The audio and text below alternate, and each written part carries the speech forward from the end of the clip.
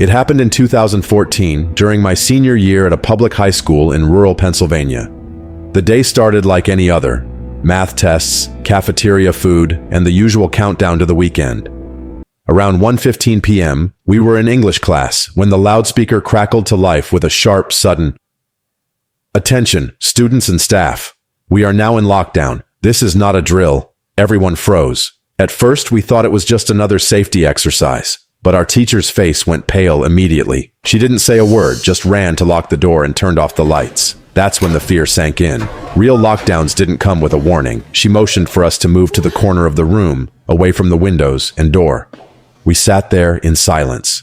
The only sound was the faint hum of the building's air system. Minutes dragged by. Then, somewhere down the hallway, we heard the first bang. Loud, metallic, echoing. Some of us jumped. Someone whispered, "Was that a door?"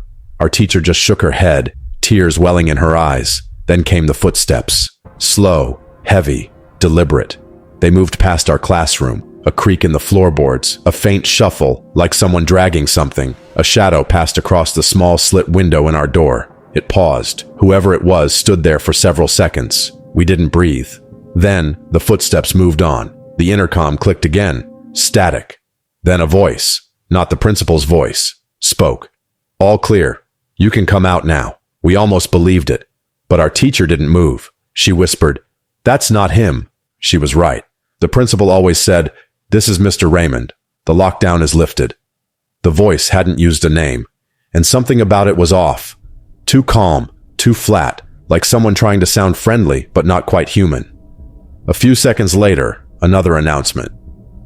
"Students, please proceed to the gymnasium for dismissal." That time, the voice cracked a little, as if it were laughing. Our teacher grabbed her phone and tried to text the front office, but there was no signal. I looked at the clock. It had stopped ticking. I swear it said 1:19, frozen in time. That's when someone started knocking on the classroom door. Slow, rhythmic knocks. 3. Pause. 3 again. Then a whisper through the crack. "I know you're in there." Someone in the back started crying. The knocking grew louder, more violent. The door rattled in its frame. We backed further into the corner, huddled together. After a few seconds, it stopped. Just silence. Then the sound of footsteps again, fading down the hall. It was nearly 40 minutes before the real police arrived.